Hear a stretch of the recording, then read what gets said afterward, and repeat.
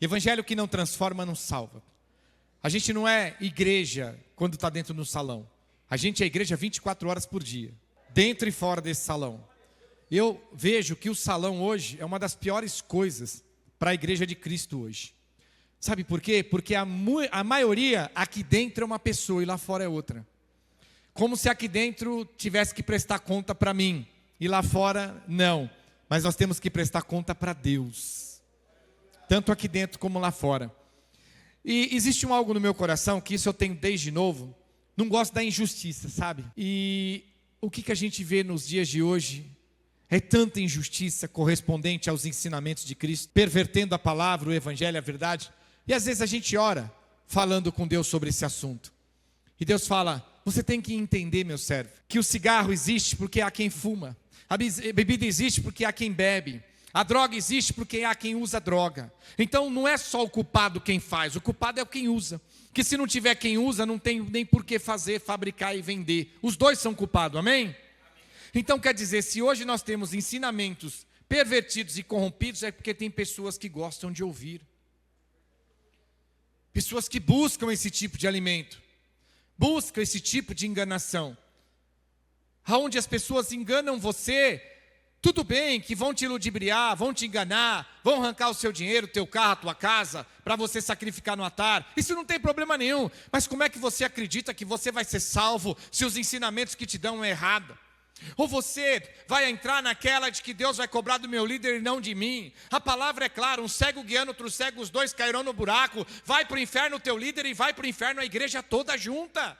Então hoje eu vou falar de um assunto polêmico, olha que dói na veia de qualquer pastor que prega a verdade. Nós vamos falar de dízimo hoje. Porque nós precisamos dar um basta. A gente tem que trazer a verdade do que é dízimo, do que é oferta. Porque de Deus não se zomba, ai daquele que cair na mão do Deus vivo. E hoje o dízimo, ele não é algo a qual a pessoa faz com amor e com carinho. O dízimo hoje é fonte de lucro para muitos enganadores e enganadoras que pervertem a palavra de Cristo. O dízimo hoje não é algo que você faz com o seu coração, com o seu amor, na sua voluntariedade. O dízimo hoje, ele é uma moeda de troca. Se você der o dízimo, se você der a sua oferta, se você dizimar, ofertar, a benção vem. Se você não dizimar e ofertar, a benção não vem. Quer dizer que nós vamos bater na mesma tecla, que é o dinheiro que move Deus. O dinheiro não move Deus, o que move Deus é um coração aquebrantado que quer ser puro e santo na presença de Deus. Se você quer que Deus trabalhe na tua vida, se você quer um mover, um agir, um trabalhar de Deus, não é o seu dinheiro, é o seu coração, a sua conversão, a sua transformação, a sua fé, no crer na palavra de Cristo e ter ela como base de regra, fé e prática. Então hoje nós temos bidízimo, tridízimo, quer dizer, 30%. Aonde nós vamos chegar? Você quer ver uma coisa que você fala errado? Eu estou pagando o dízimo, eu paguei meu dízimo. Pagou para quem? Você está devendo para quem? Aonde está essa dívida sua com Deus? Pastor, mas o que tem a ver essas coisas? Presta atenção. Veja, essa palavra, a Bíblia diz que ela é uma faca de dois gumes. Ela corta para os dois lados. Olha o que a Bíblia diz em Tito, capítulo 1, versículo 16. Olha, o erro espiritual, ele é muito mais prejudicial do que você nem tivesse na igreja. Guarde isso no seu coração. Errar com Deus espiritualmente é muito pior do que você não tivesse dentro da igreja. Melhor estar lá no mundo, que se no inferno tiver escala, você também não vai talvez lá perto da boca do fogão. Você fica lá na pontinha da labareda, bem? A Bíblia diz, no tocante a Deus professam. Todo mundo conhece Deus, todo mundo ama Deus, todo mundo é servo de Deus, todo mundo é usado por Deus. Virou festa hoje, é igual celular, todo mundo tem. Mas a Bíblia está dizendo claro, no tocante a Deus professam conhecê-lo, entretanto o negam por suas... Se nós praticarmos obras da fé errada, nós negamos o próprio Deus. Você não paga dízimo, porque você não deve para ninguém. Você não deve para Deus. Não adianta você acreditar que o teu dízimo vai liberar a benção. Irmão, a pessoa está fumando, adulterando, fornicando, falando palavrão, bebendo, e ela acha que o dízimo vai resolver os problemas. O teu dízimo é um complemento de uma palavra da obediência, mas os pecados que você pratica, o teu dízimo não vai te livrar da perdição do inferno. O dízimo não vai dar salvação nem para mim nem para você. Às vezes, não fique triste comigo, eu sei que vocês são bem intencionados. Pastor, eu estou me lembrando aqui hoje, amém? Pastor, olha, eu tenho meus erros, minhas falhas, mas sou dizimista fiel. Mas como se o dízimo fosse a coisa mais importante, e não é. O dízimo é um complemento da sua obediência. É igual falar em línguas. Você sabia que, biblicamente, falar em línguas é dos dons espirituais, se não tiver discernimento, mais insignificante da Bíblia? Te mostro na Bíblia, na palavra. Se você falar em língua e não tiver quem interprete, ele é insignificante. Não corra atrás daquilo que não produz edificação para a igreja. Sabe o que está em risco? A tua salvação. O que você tem aberto mão por amor a Cristo? É isso que você está em risco. Tenta entender, a luta espiritual é diária. Então a palavra é clara, no tocante a Deus, professam conhecê-lo, entretanto negam por suas obras, e por isso são o quê? A maioria de nós evangélicos somos abominação diante de Deus, porque as nossas obras errôneas, as nossas heresias, os nossos dogmas nos afastou de Jesus e nós estamos a anos-luz de Cristo. A igreja precisa se achegar a Jesus. Nós precisamos conhecer a Bíblia, temer a Bíblia e praticar e viver a palavra de Cristo. Então nós temos que entender que Deus, Ele fala para nós sobre o nosso dízimo e a nossa oferta. Sim, nós vamos falar o que é, o que não é, como não é, mas Ele não é o mais importante, como muitos dizem. Jesus, Ele quer o quê? Obediência. Ele não quer sacrifício. E o que mais a gente ouve hoje é sacrifício. Você sabe uma das coisas que Deus mais ficou irado com o povo que estava debaixo da lei? E o primeiro levante que Deus faz é através de Jeremias, que bate de frente com o rei. E depois ele paga o preço. O povo pecava o ano inteiro, e no dia da expiação de pecado do Yom Kippur, ia lá, expiava o pecado, sacrificava o animal, no dia seguinte estava pecando. Era uma das coisas que mais Deus abominava do povo. Jeremias, ele foi escolhido, da linhagem dos sacerdotes, um sacerdote que o pai também era. E naquele dia, seria o primeiro dia que ele ia sacrificar um animal. Aquilo era um orgulho para o pai. Sabe quando seu filho pega o diploma da faculdade? Mas na hora que Jeremias vai lá, Deus pega Jeremias e vai logo direto no rei. Você vem aqui sacrificar sangue inocente? Você vem aqui matar animais? E ainda essa noite você vai na sua câmara de dormir maquinar o mal contra as pessoas, contra os que estão no seu reino, oprimindo? Deus não quer sacrifício, Deus quer obediência. Amém, igreja? Então hoje, para você que me assiste, presta atenção no que é o dízimo, qual é a correspondência do dízimo, o que ele é, o que ele faz, o que acontece em nossa vida. Guarde isso. O dízimo é uma obediência da palavra como outra palavra qualquer. Amém? O dízimo não é o divisor de água entre você e Deus. O divisor de água entre você e Deus é a sua conversão, a sua transformação de um pecador e pecadora que deixa os seus pecados e entra no título de justo e santo diante de Deus. Antes, nós precisamos ler os alertas. Primeiramente, olha o que a Bíblia diz em Gálatas capítulo 1, versículo 6 em diante. Admira que estejais passando tão depressa daquele que vos chamou na graça de Cristo para outro, olha aqui, para outro, versículo 7, o qual não é, peraí, como assim? Passando para um outro evangelho, o qual não é outro, porque ele está dizendo que é a mesma Bíblia, estão com a mesma palavra na mão, mas ele dá um alerta, o qual não é outro, senão que há alguns que querem vos perturbar, querem perverter o evangelho de Cristo, amém? Aí aqui é muito fácil, perverter a interpretação do evangelho de Cristo. Usam a palavra de Cristo como fonte de lucro. E a única fonte de lucro que a palavra de Cristo traz para nós é a santidade, a obediência e a salvação, e não o dinheiro. Então a palavra está dizendo para você, olha, tome cuidado, porque eu estou admirado, Paulo dizendo, eu estou admirado que tão rápido, tão depressa, vocês estão passando para outro evangelho, a qual não é outro, é o mesmo evangelho, é a mesma Bíblia, é tudo parecido, é tudo igual, tem os mesmos nomes, as mesmas características, o mesmo sovaco, o mesmo perfume, o mesmo sabonete, a mesma aparência, mas você tem que entender que a interpretação é pervertida, é corrompida, é perturbada. Então ele está dizendo de nós, pastores, bispos e apóstolos nos dias de hoje. Somos todos iguais, estamos todos em cima de um altar, diante de um púlpito. Todos nós temos uma placa chamada igreja lá fora. Todos nós temos cadeiras, todos nós temos escolinhas para criança, escolinhas para os jovens. Nós temos a estrutura, mas você sabe discernir o que é perturbado e pervertido, o que é real? É aí que vem um alerta. É aí que vem um alerta. Somos todos iguais, mas você tem que saber discernir o que é real, verdadeiro e o que é pervertido. Qual é a consequência disso? Olha só a consequência disso. Mas ainda que nós, ou mesmo um anjo.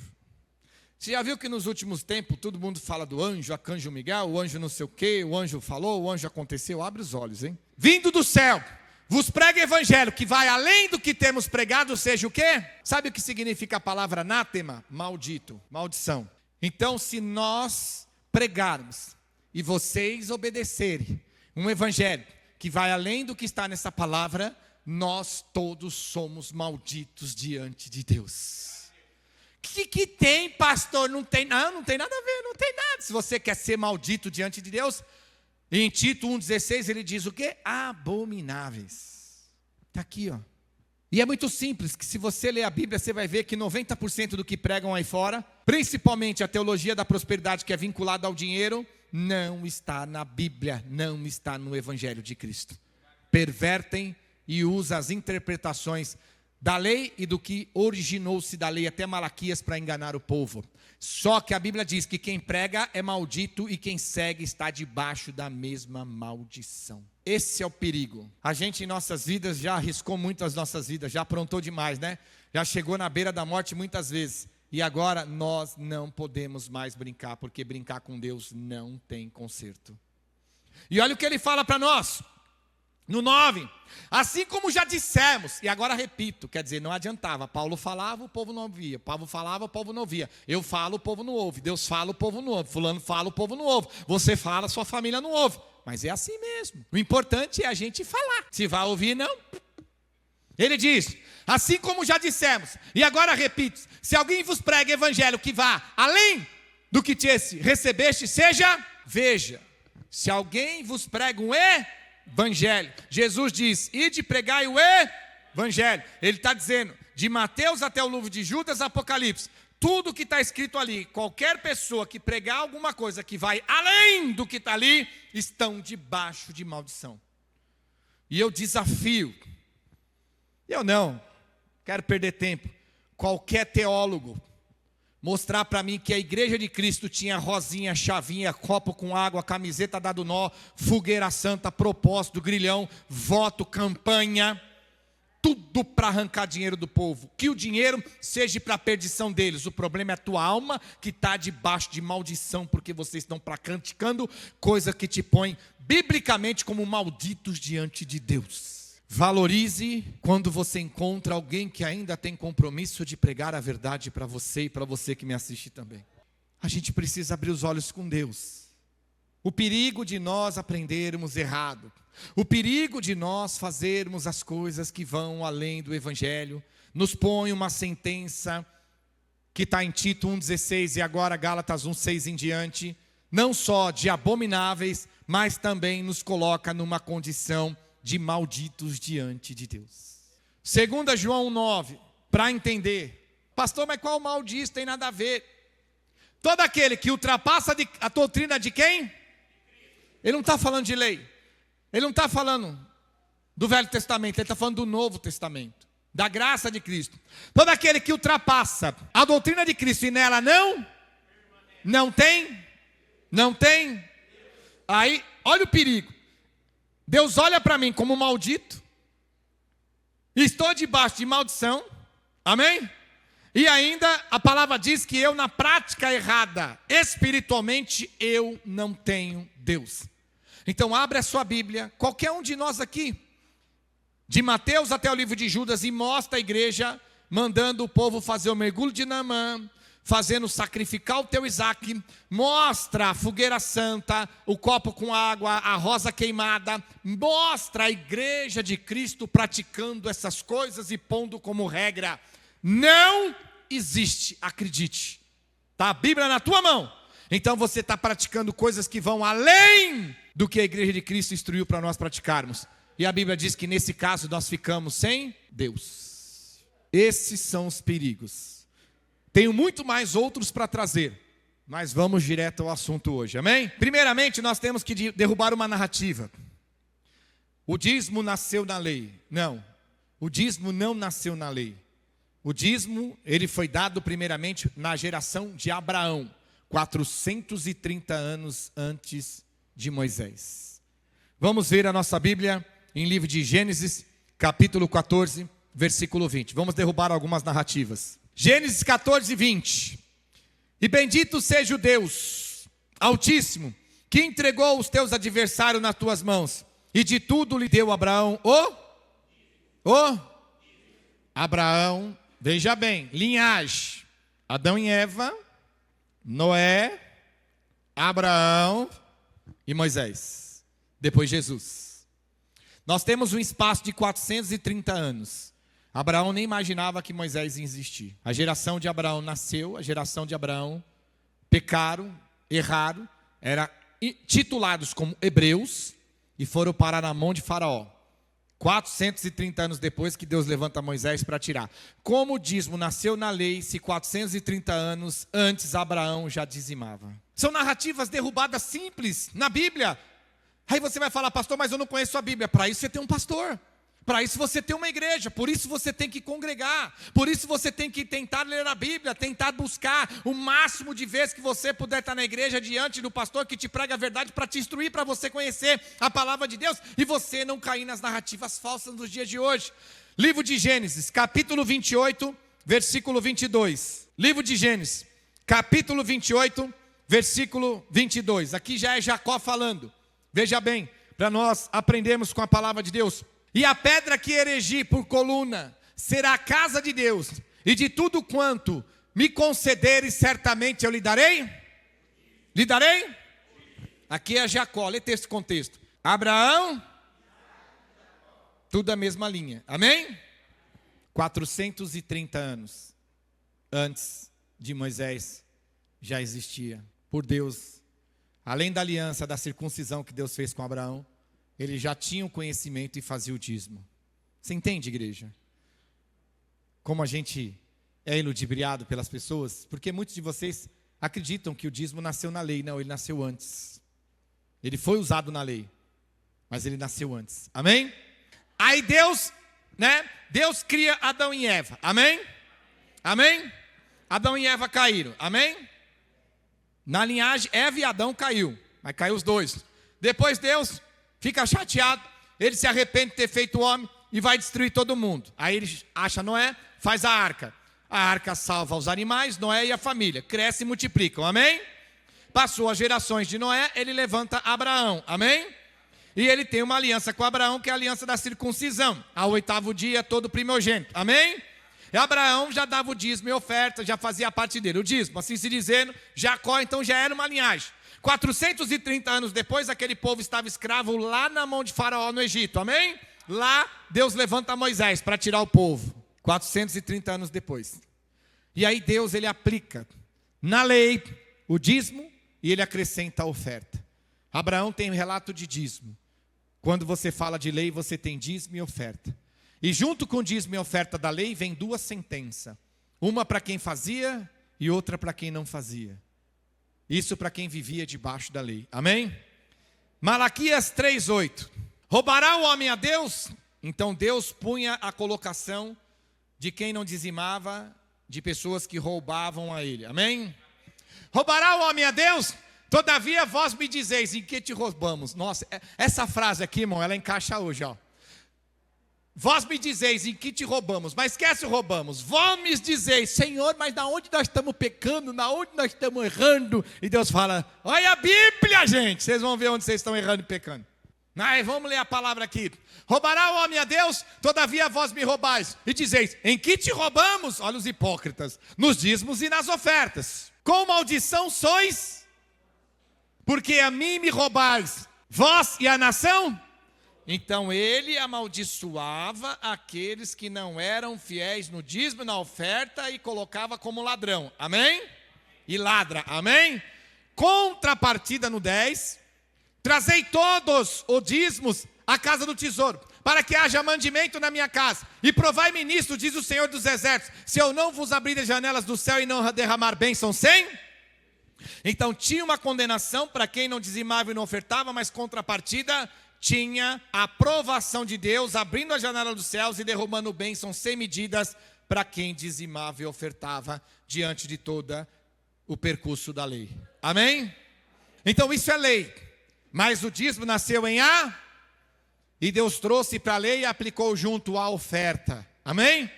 Então ele dizia, olha, trazei todas os seus dízimos e as suas ofertas. Quem não trouxer, para mim é ladrão e é ladra, e serão amaldiçoados. Quem trouxer, pode ficar tranquilo que eu vou abrir as janelas dos céus e derramar bênção sem medidas. Isso é lei, amém? Isso é lei, amém? Aí nós estamos na igreja, Gálatas 5:4, vamos lá. De Cristo vós desligastes, vós que procurai vos justificar na lei da graça. Então, se nós trazermos a justificativa de que se eu não dizimar, eu sou ladrão, ladra e amaldiçoado. E se eu dizimar, Deus abre a janela dos céus e abençoa a gente, não cabe essas regras para a igreja, porque eu não posso me justificar na lei. Porque se eu me justificar na lei da graça, eu caio. Amém? Amém? Deu para entender? Romanos 10:4.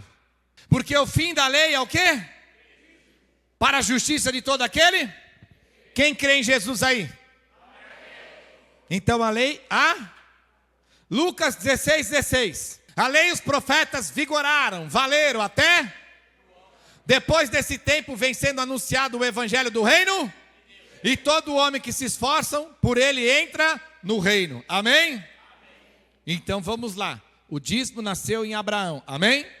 430 anos, Deus levanta Moisés, estabelece primeiro as placas com os 10 mandamentos, depois nos 4 livros que a gente tem, Êxodo, Levíticos, Números, ele vai trazer toda a lei. E dentro desse complemento da lei, ele aplica o dízimo juntamente com a oferta. E ele põe uma regra: se dizimar e ofertar for fiel, mês a mês vão ser abençoados. Se não dizimarem e não ofertarem mês a mês, serão amaldiçoados e colocados como ladrões. Amém? Isso é para todos aqueles e aquelas que estavam debaixo da lei. Nós estamos debaixo da lei hoje? Porque o fim da lei para nós foi quem? Então acabou. Nós estamos na graça. Amém? Aí nós temos que entender da mesma maneira que Deus ele trouxe de Abraão para a lei, ele trouxe de Abraão que passou pela lei, ele trouxe para a igreja. O que ele trouxe para a igreja? O mesmo dízimo, a mesma oferta, com alguns complementos e sentenças diferentes. Mateus 23:23. Ai de vós, escribas e fariseus hipócritas, que dá o dízimo, da hortelã, do endo e do cominho, e tendes negligenciado os preceitos mais importantes, a justiça, a misericórdia e a fé. Deveis, pois, fazer estas coisas sem omitir? Lucas 11:42. Mas ai de vós, fariseus, porque dai os dízimos da hortelã, da arruda e de todas as hortaliças, e desprezai a justiça, o amor de Deus. Deveis, porém, fazer estas coisas sem omitir? Então Jesus ele fala, olha, não adianta você trazer o seu dízimo se você não tiver a justiça, a misericórdia, a fé e o amor de Deus no seu coração. Então ele fala, deveis fazer estas coisas sem omitir as outras. Então a igreja de Cristo ela é instruída a ter a justiça, a misericórdia, a fé e o amor de Deus sem omitir o seu dízimo e a sua oferta. Algumas pessoas vão falar, mas aquele está falando com os escribas e fariseus. Sim, diante do gasofilaço da viúva pobre, ele estava vendo o ato da lei. E a própria oferta foi concluída e trazida de novo para a graça de Cristo na sua própria igreja, que é o que nós vamos ler agora. Amém? Mateus capítulo 5, versículo 23. Se, pois, trazeres ao altar a tua oferta, ali te lembrares que teu irmão tem alguma coisa contra ti, deixa perante o altar a tua oferta, vai primeiro reconciliar-te e então, voltando, faz a tua. Entende a seriedade? A gente está brigado com o irmão, sem falar com o irmão, sem falar com o pastor, sem falar com a irmã da igreja, está de biquinho, está de fofoca, e vai fazer a oferta. Deus fala para você, vai se reconciliar primeiro, depois faz a tua oferta, porque o seu coração assim, a sua oferta não é agradável a Deus. Se conserta primeiro.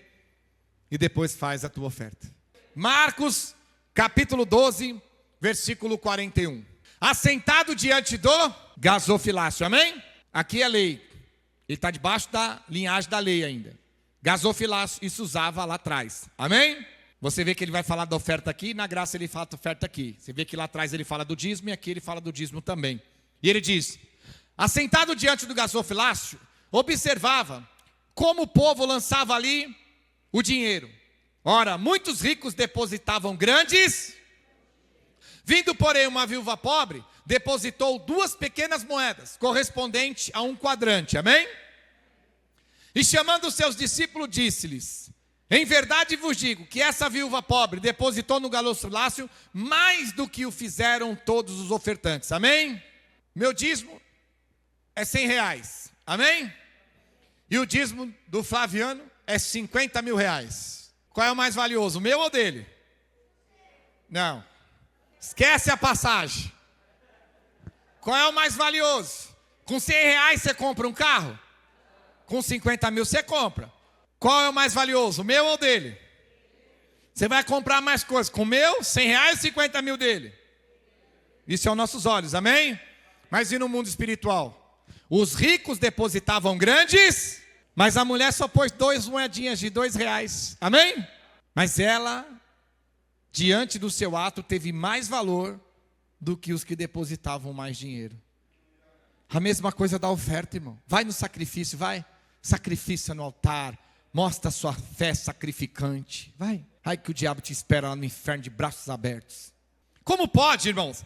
Ricos depositando grandes quantias em dinheiro, em valor. E vem uma mulher simples e deposita 2 moedinhas de R$1. São R$2. E Jesus fala: olha, o que ela fez é muito mais valioso do que os outros fizeram. Porque Jesus não olha para o valor. Ele olha justiça, misericórdia, fé e o amor de Deus. E olha o que ele fala no 44.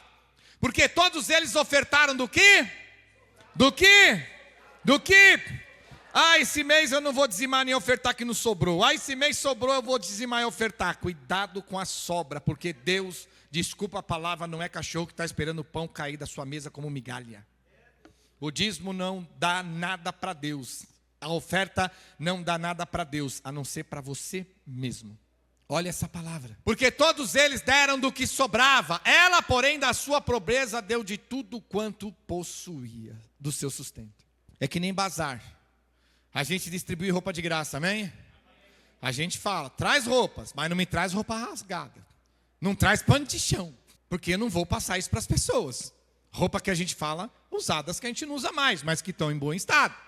A gente não percebe mais, Deus virou uma sobra na nossa vida. Né, filha? Você vai para a igreja? Quando sobrar tempo. Não é assim? Você vai orar? Quando sobrar um tempo. Você vai ler a Bíblia? Quando sobrar um tempo. Aí no dia de juízo final, vai me dar o céu? Quando sobrar um tempo, aí eu quero ver.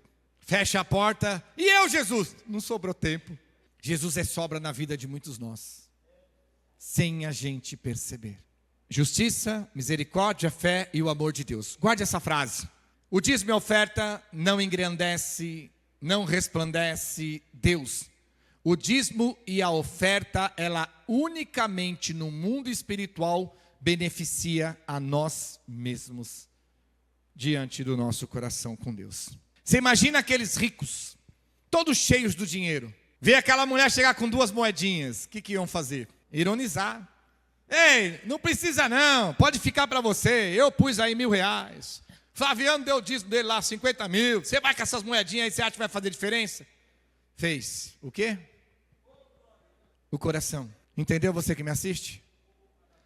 E quem mexe no nosso coração? O inimigo. Você ganha, o inimigo perde. Por que você ganha? Eu vou colocar 10 pontos para você entender. Primeiro ponto, de você dizimar e ofertar. Mostra que você confia em Deus e na missão que Ele confiou em suas. Mostra que você confia em Deus e na missão que Ele confiou nas suas mãos. Segundo ponto que o dízimo faz na sua vida.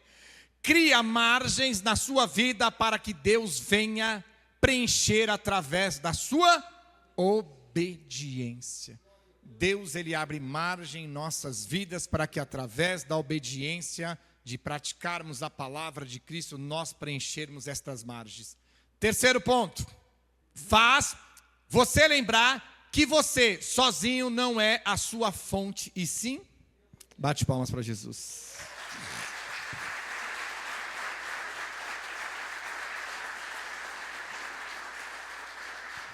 O dízimo beneficia você, porque quando nós dizimamos, biblicamente dízimo significa parte décima parte. Nós recebemos um salário, recebemos a renda, não importa qual seja, qual dia, qual semana do mês, e nós trazemos e dá o nosso dízimo. E quando nós dizimamos, nós dependemos e lembramos que a nossa renda não depende de nós mesmos, mas depende de Deus. Então ela é bem clara, faz você lembrar que você sozinho não é a sua fonte, e sim Deus. Ele é a sua fonte, por isso você traz para Ele parte da fonte que Ele jorra na sua vida. Quarto ponto. Conecta o seu dinheiro, sim, o maldito dinheiro que todo mundo briga na igreja, ao propósito de anunciar o reino. De anunciar o reino. Entende? Você entende? Esquece o dinheiro, irmãos. Olha o que Deus faz no seu coração quando você é uma pessoa dizimista e ofertante fiel.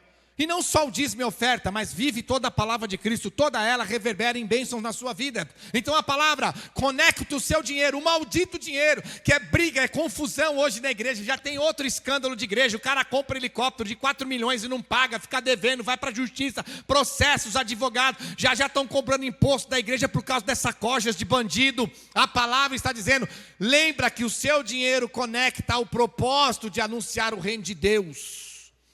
O seu dinheiro não pode conectar a um avião, ou um helicóptero, ou um terno de 50 mil reais, 30 mil reais, 5 mil reais. Para o teu líder, o teu dinheiro conecta a um propósito que Deus tem na sua vida, de você se unir a nós, para juntos anunciarmos a palavra e o reino de Deus.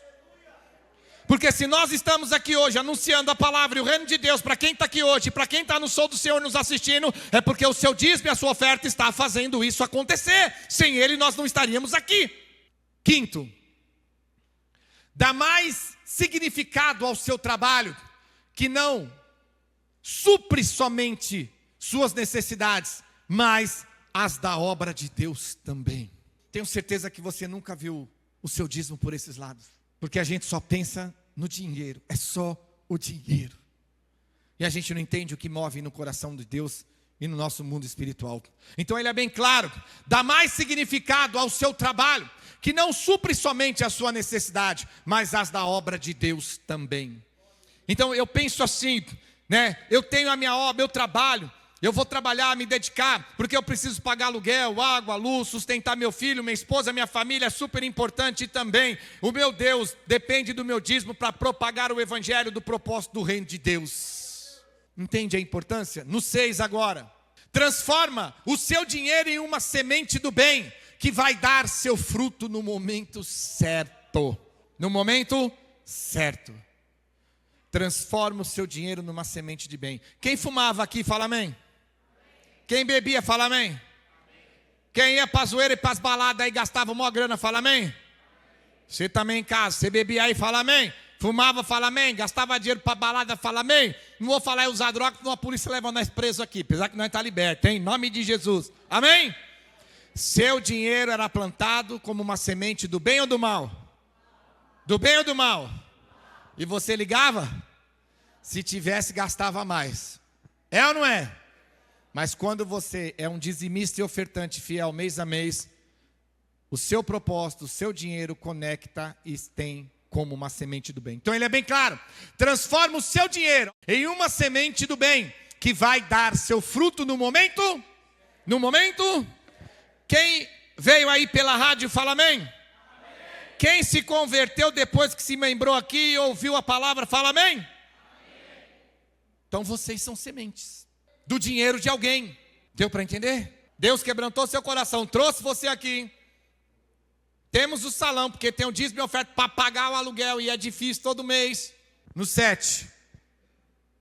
Quebra a ganância e a autossuficiência do seu.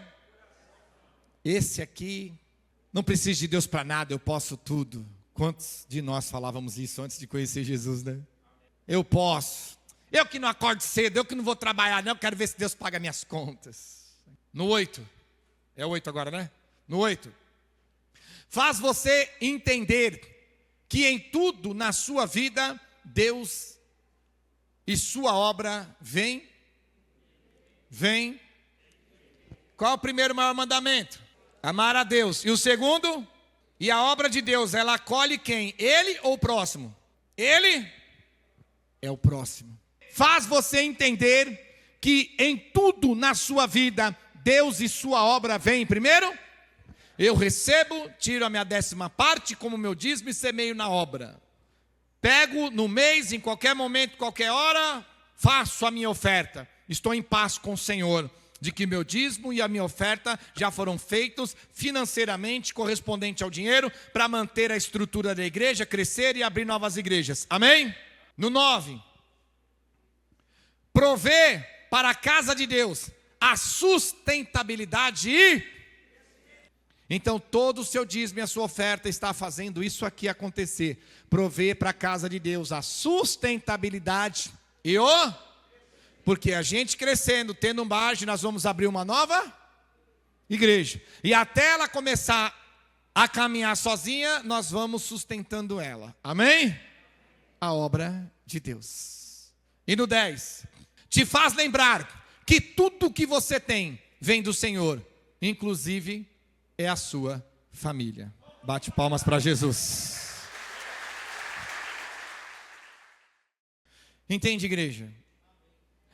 Agora, contrapartida, o que nós temos que entender? Existe alguém que não quer que a gente faça. Por quê? Ele sabe que tudo isso acontece na nossa vida. Deu para entender? Filhinha, posso falar uma coisa para você? Depois de tudo isso que acontece na nossa vida com o dízimo e oferta, a gente ainda tem cara de pau de pedir alguma coisa a mais para Deus? Guarde uma coisa no seu coração, você que me assiste, você que está aqui hoje. Presta bem atenção. Você veio para Cristo pelo que Ele fez por você ou pelo que Ele pode fazer? Isso é uma pergunta que você tem que fazer para você mesmo. Porque se você veio para Cristo porque Ele pode fazer, você nunca vai dar valor no que Ele já fez. E se você veio porque Ele já fez, que deixou morrer naquela cruz, a gente não tem nem cara de pau de pedir mais alguma coisa. Porque Ele já fez demais para nós. E se Ele acrescentar bênção, é misericórdia e é lucro. A gente não seria esse tipo de gananciosos, interesseiros, que só vai à igreja para buscar carro, casa e dinheiro. Então uma pessoa que ela vira crente, ela vira cristão, por aquilo que prometeram que Jesus pode fazer por ela, ela nunca vai conseguir ver o valor daquilo que Jesus já fez por você, que é o mais valioso. Morreu naquela cruz e abriu a porta do céu para nós entrarmos. Para você que assiste também. Olhe o que Jesus já fez por nós. A gente ia falar, Jesus, o que o Senhor já fez por nós? Não precisa fazer mais nada, tá bom demais. Mas Ele vai continuar fazendo. Porque Ele diz em Mateus 6,33, buscai o seu reino, a sua justiça e as demais coisas Ele vai acrescentar. Amém, igreja? Agora, o que nós temos? Alguém contra essa atitude da igreja. Por quê? Olha o que a Bíblia diz rapidamente. Tiago 1,13. Ninguém ao ser tentado, diga sou tentado por Deus. Porque Deus não pode ser tentado pelo mal, e Ele mesmo a ninguém. Ao contrário, cada um é tentado pela sua própria cobiça, quando essa atrai o seduz. Então a cobiça, depois de haver concebido, dá luz ao pecado, e o pecado, uma vez consumado, gera. Então é Satanás que vem pondo a cobiça no nosso coração. Não, dá o dízimo não dá o dízimo não, esses pastores é tudo ladrão. Eu não vou concordar com o diabo não, mas depende de quem for, meu irmão, é tudo ladrão mesmo, sinto muito. Mas isso não te isenta de procurar a verdadeira obra de Deus, amém? Então ele vem e te seduz. Esse mês não precisa, esse mês você faz uma parte, você faz um pedaço, esse mês você não precisa fazer. Olha, faz metade, o pastor não está vendo, pode pular uns 3 meses, 4 meses, não tem problema nenhum. Só que quem está tentando te seduzir para você não fazer o seu dízimo, a sua oferta, e também não obedecer a palavra de Deus como tem que ser, saiba que a Bíblia diz que não é Deus tentando você, quem tenta é o diabo. E uma vez que a gente cede, ele nos seduziu e a gente se deixou levar, a gente caiu, e uma vez que caímos, gera o pecado, e o pecado consumado gera morte. Então, se eu e você não dizimarmos na geração igreja, nós desobedecemos a ordenança, e quando desobedecemos gera o quê? Pecado.